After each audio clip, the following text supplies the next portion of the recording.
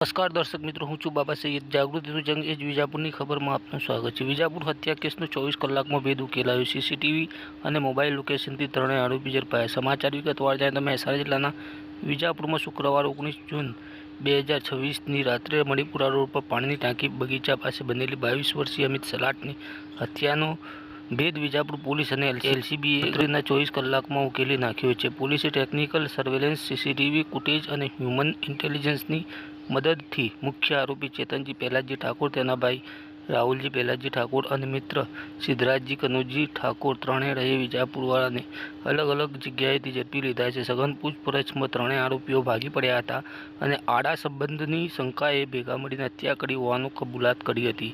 પોલીસે આરોપીઓની નિશાનદેહી પર ગુનામાં વપરાયેલી છરી, ધોકો, લોખંડની પાઇપ સહિતનો મુદ્દામાલ પણ કબજે લીધો છે.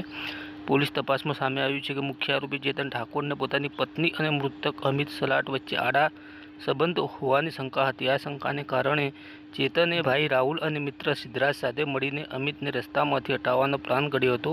19 જૂનની રાત્રે 8:30 થી 9 વાગ્યાના સુમારે અમિત તેના શેઠ નિકુલ ઉર્ફે ગબ્બર મહેશભાઈ સાથે એક્ટિવા પર મણિપુરા તરફ જતો હતો. ત્યારે ત્રણેય આરોપીઓ મોટરસાયકલથી આંતરીને ઝઘડો શરૂ કર્યો હતો. ચેતને છરી, સિદ્ધરાજે ધોકો અને રાહુલે લોખંડની પાઇપ કાઢી હતી. અમિત ગભરાઈને દોડતા ચેતન અને રાહુલ તેની પાછળ ગયા હતા અને છાતીમાં તીક્ષ્ણ હથિયારના ઘા ઝીકી તેની હત્યા કરી હતી. પરત આવીને ત્રણેયએ નિકુલ ઉર્ફે ગબ્બર પર જીવલેણ હુમલો કર્યો હતો. સિદ્ધરાજે માથામાં ધોકો માર્યો હતો. ચેતને છરીનો ઘા કરતા ડાબા કાન પર વાગ્યો હતો અને રાહુલે પથ્થર માર્યા હતા. આરોપીઓએ એક્ટિવાની પર તોડફોડ કરી હતી. ઘટનાની ગંભીરતા જોતા જિલ્લા પોલીસ અધિક્ષક હિમાંશુ સોલંકીએ તાત્કાલિક વિજાપુર પોલીસ અને એલસીબીની અલગ અલગ ટીમો બનાવી. હત્યા બાદ ત્રણેય આરોપીઓ અલગ અલગ દિશામાં ફરાર થઈ ગયા હતા. પોલીસે ઘટના સ્થળની આસપાસના તમામ સીસીટીવી ચેક કર્યા હતા અને મોબાઈલ લોકેશન ટ્રેસ કર્યા હતા.